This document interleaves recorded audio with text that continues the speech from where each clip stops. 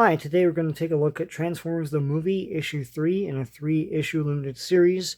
I've been looking at issues 1 and 2, adapting this movie.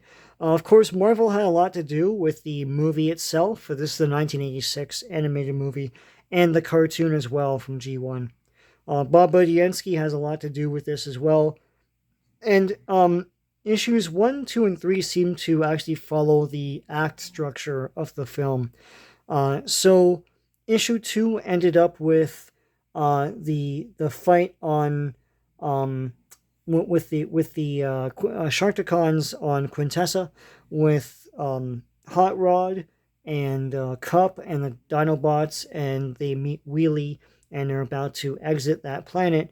Meanwhile, Unicron destroys the moon base that Spike and Bumblebee are on, and Ultra-Magnus, Springer, RC, Daniel, Perceptor, I knew I was missing someone. They all end up on the junk planet. And of course, Galvatron's looking for Ultra-Magnus. For the most part, this movie adaptation is fairly similar to the movie. There are some small differences. There are some neat designs of different kinds of Sharkticons that were never used in toys or the movie or the cartoons. And there's some small things missing. The Dinobots, at least Grimlock, was not separated from Cup and Hot Rod. Rodimus never interfered with Optimus Prime's fight with Megatron. Stuff like that.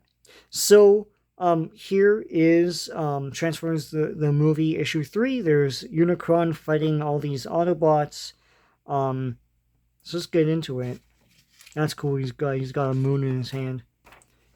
Here's the M&M's commercial. Same thing that would grace the other two issues. The final battle. Here's the junk planet where the Junkions are.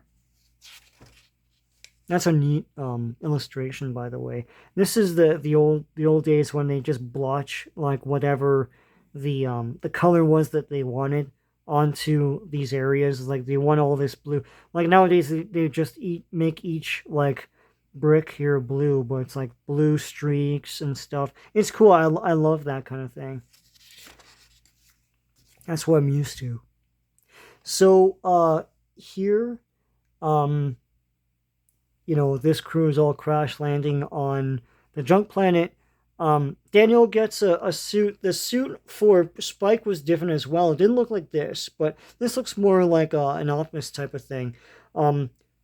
Spike's suit was like red with some orange meshing. It looked awesome. In the movie, both Spike and Daniel's suits look bland. They're just like white. I think it makes sense for everything else is going around, including the backgrounds. Like visually, it makes sense for them to pop out with just white. And also, it makes them stand out from all the Transformers. But here, Daniel gets this suit that looks like red and blue. It's the same design, but it's just a different color scheme. It looks like they made RC a lot more shapely in the comic. Trust them to do that, right? There's Springer, RC, Perceptor, Blurr, Ultra-Magnus. Here's a Lazer Tag commercial. Yet a third variation in these Transformers the movie comics. Here's a statue of one of the great Lazer Tag guys, I guess. I don't know. And I guess they trademarked Star Helmet, which is this thing, and Star Sensor, which is the thing that you wore. Lazer Tag was fairly big and for like a year or two, and it competed against Photon. Nowadays, you do have Lazer Tag parlors. They don't call them Lazer Tag. I think people just call it Lazer Tag because that's what they know it as. But laser gun type parlors. I have one close to me, so there must be one in like most cities. Still.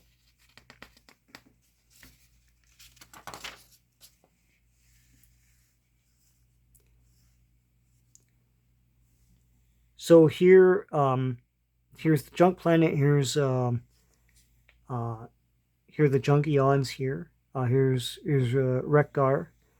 Now I don't think that they fight the Autobots here. Here's the Captain Crunch versus the Soggies campaign, this time with Spider-Man.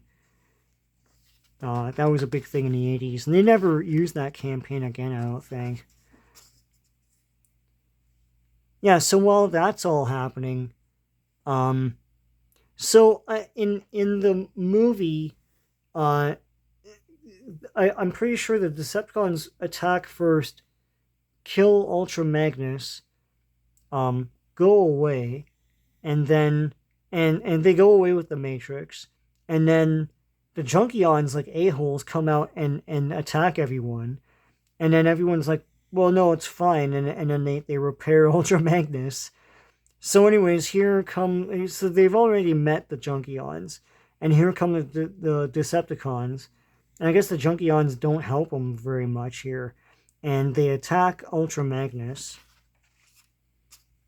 Well, I love these. So here's an East Coast Comics commercial. I love when I can go through and look at comics that perhaps I didn't know about, like titles and things. But here they have other weird stuff like Lords of the Ultra Realm, Robotech art. Yeah, just like really fun stuff. I like to go through the titles and see, like, when I was a kid, see what I'm missing and stuff. Badger above Batman. So there you go. So here, now I remember Flint Dille, I think it was Flint Dille talking about this.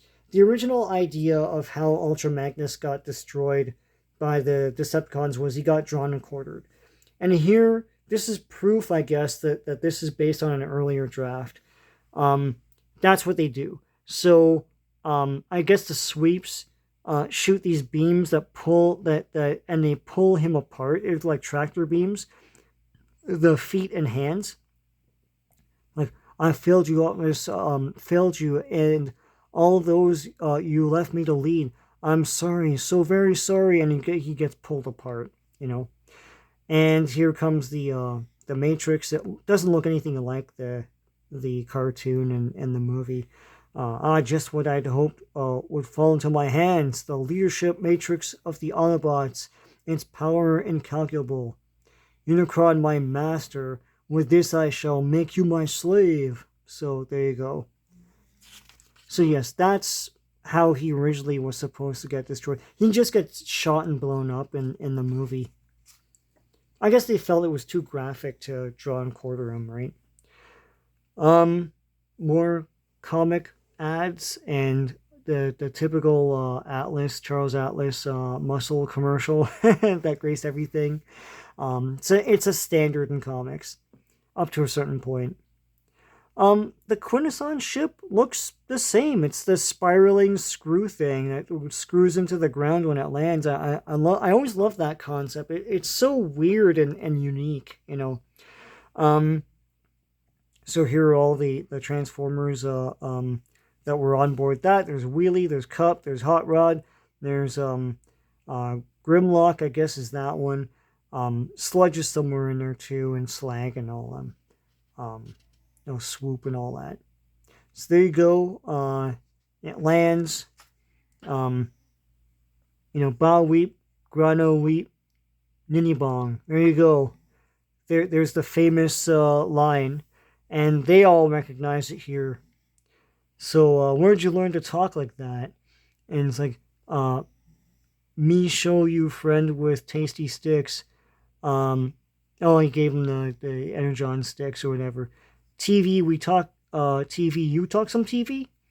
I love the way he said it in the movie, like, you talk some TV? Like, it's weird, right? It's like that weird garbled thing. I talk some TV, and now the news don't touch that dial. Okay, that's what that Cup said in the movie. Void were prohibited. I love in the show they trotted that out every so often. Hot Rod knows how to talk to them. It's all sales pitches from commercials of the 80s. It's so weird. It's fun. So here we go. They're going to the Junkions are now going to put Ultra-Magnus back together. And at this point, every child in the movie theater or watching this on VHS or on TV said the same damn thing. Why couldn't you just do that with Optimus Prime? Like you're fine with like putting Ultra-Magnus together, but like you can't put Optimus Prime together, right? So, they're all going to now fight Unicron. So here they go with the Quintesson ship and this makeshift ship that the Junkions have, and it's like then the planet of Junk may actually be a rocket ship that responds to Wreck-Gar's command. Quite. Yeah, so here, then this wasn't done in the movie. That whole big, I think it's on the first, yeah, this thing is a ship. And that's the way it was designed. That's the shape of the Junk Planet in the cartoon and in the show as well. And this is the design of it. But in the movie, it was not a ship. It was not like a big ship. That's a really neat idea. It's sad though because I don't know if they do this in the comic, but in the movie, Unicron makes short work of the Junkion ship. So, anyways, Galvatron is trying to open the Matrix. It looks like kryptonite at this point. That light, something is happening, and then Unicron is now turning into the person. So there's no real argument going on here before that happens. He just like does it. Now this is Unicron, and this is like, I think that's Cybertron. So he's like humongous compared to it. A pity you shall not live to see Cybertron's destruction. It's dismemberment, as he says in the movie. So here, Galvatron's like, I'll cannon him, but it's like it's nothing to Unicron. How easy it shall be to consume your world, if you are its mightiest warrior. Well, that's dry. Just a small appetizer before the main meal, so he drops him into his gullet. At last, Cybertron, stronghold of the foolish Decepticons, all mine. By this point, the whole Simon Furman thing, story with Primus and everything hadn't happened. Long story short, I do like that origin. I like the one in the cartoon as well with the Quintessons had created the Transformers as just robot servants that then eventually rebelled against them, learned how to perform covert activities by transforming, learned how to transform by themselves. The military class became the Decepticons, I guess, I don't know, like the entertainment class or something like that became the Autobots. They eventually warred with each other after having driven away the Quintessons, and over eons forgot their past. In the comics, in now this is movie, but like in the comics, they had worked in the whole Primus and Unicron thing. Primus, I think, was a comic creation. I'm pretty sure Simon Furman came up with all this. So in the comic, I'll try to make this as brief as possible. So Unicron and Primus were gods in another dimension. They fight. While they fight, they go into our dimension as entities, and both crash into asteroids. Galvatron Unicron becomes dormant in his asteroid, and eventually shapes it to become the Unicron that you know, in his sleep. And Primus is conscious enough to create his asteroid into Cybertron, and he births the Transformers as a race of robotic beings that can one day, they're created to fight Unicron when Unicron one day like awakens from his slumber and save the universe. The problem is the Transformers forget their origins as Primus goes dormant, and war with each other, and they form factions and stuff. So when Unicron wakes up in, I can't remember what issue it was in the Transformers, the Autobots have to now, and the Autobots and Decepticons have to now remember their purpose in the universe and band together to fight Unicron. I like that story. It's mythic. There's some pathos to it. I liked it. Some people don't like that, but anyways, that was your Transformers origin break. So here they do show the surface of Cybertron as all this is happening, and Shockwave is here, looking great, man. I love this design. So they launch missiles at Unicron. It does nothing, right? I think they just shoot his mouth or something. So here come the two ships. That ship looks more like the movie one for the Junkions. So they're trying to fight Unicron's face here. Unicron had different designs, in the movie, and on posters and key art and stuff. Sometimes he had a metal mustache and beard. Sometimes he didn't. Here he kind of doesn't. He has some sort of like chroming over where that would go, but not really. In here, there's sort of like a Fu Manchu thing happening. It's all over the map. Let's take a look at that one panel where he's in full. Yeah, you can't really see his face here. You can't see here either. Here it's a bit, yeah. I think that's what they're really going for. His teeth look very organic. So he's shooting guys. Here comes the Quintesson ship through the eye. That happened in the movie. And here they all go into Unicron. Here's the Matrix of Leadership looking nothing like it does in the cartoon. So Galvatron tries to open, he can't. And then Unicron commands him to destroy Hot Rod. So here he's trying to choke him. And I always, even as a kid, I was like, how do you choke a robot? And I remember, I think it's Judd Nelson voiced him in the movie. And I remember thinking, like, he's acting like his windpipe is choking, but he's a robot. So anyways, Hot Rod grasps the Matrix of Leadership. And as seen on TV, a spectacular offer, 50 comic classics now only. So I guess this is Classics Illustrated. I don't know. They say as seen on TV. I know there were about 6 or maybe 8 Classics Illustrated movies. They had the Classics Illustrated logo, and there were movies based on classic books and things. They were TV movies. And I don't know if that's what they're talking about here. Maybe not. You Can't Harm Me Now. I'm the one who was truly chosen. I'm the one the Matrix has waited for. Get your filthy Decepticon hands off me. I am now the Prime Autobot. I am now Rodimus Prime. So there you go. And all the wisdom and power of Optimus Prime and much more are mine. And he picks up Galvatron, he throws him. So there's no opening the Matrix or anything. You just have this green kryptonite thing, and there you go.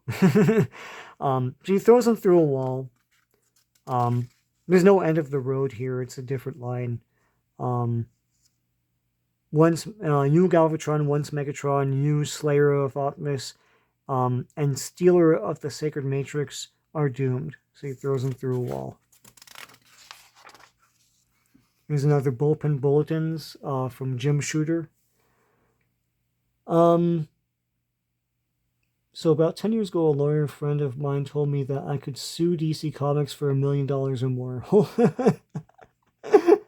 Should I read this whole thing? You can probably pause this and read this, but like...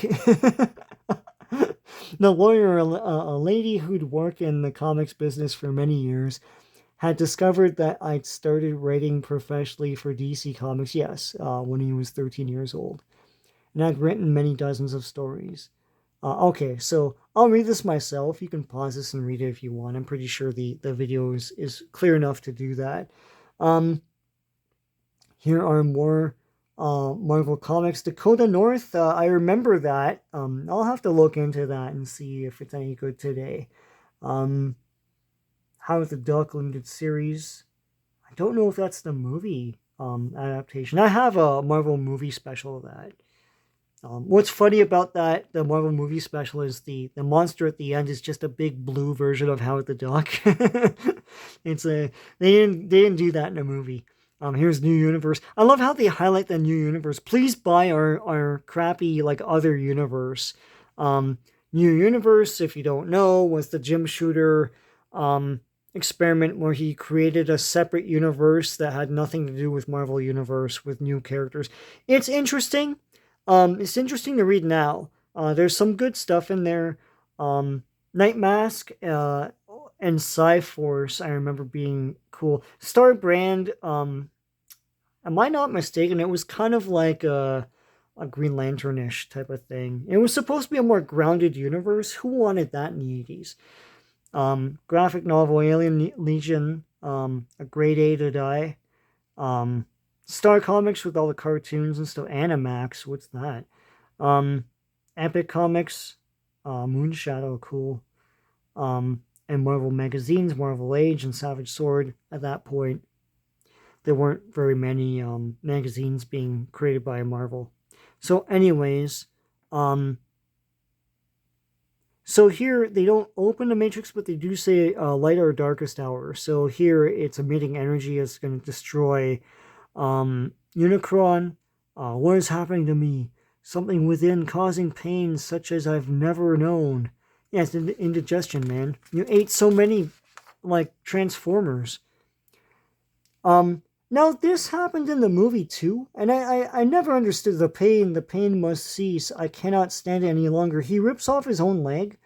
That happened in the movie, and I've never understood that. And here it's so funny that it's in the comic too. It's like I guess it's just there's a bit more context here because he's talking about the pain. He doesn't say that in the movie. In the movie, he just talks about his destiny, which he says here. But it's interesting that he rips off his leg here too. Sure, guy. That's what I would do if I were in pain, I guess. So here Hot Rod turns into Rodimus. He's Rodimus Prime already, but he turns into this thing. The Matrix has done its work, now I must leave Unicron, and not before I track down the other Autobots here. So here comes Hot Rod as Rodimus. Autobots, no time for talking, transform and roll out. And that's all there is to tell. So he's telling them the story as they're going. That's enough. I knew you had potential, lad. Yeah, Cup says that in the movie. They escape out the other eye, which I thought was hilarious in the movie.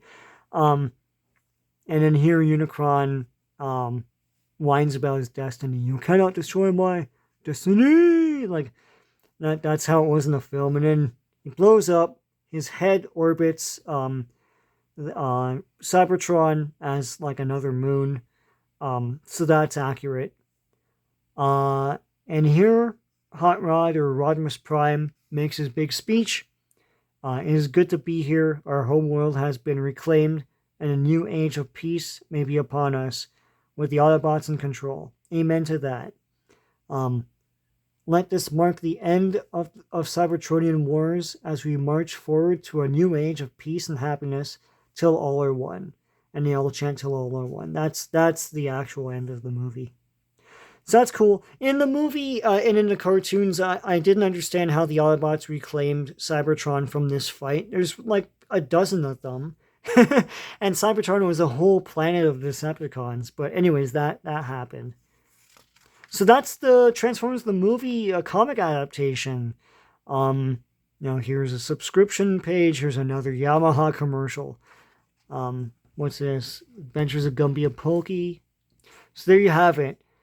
Transformers the movie, issue 3, from 1986. Lots of interesting similarities and differences. I thought this was a lot of fun to go through. Take care.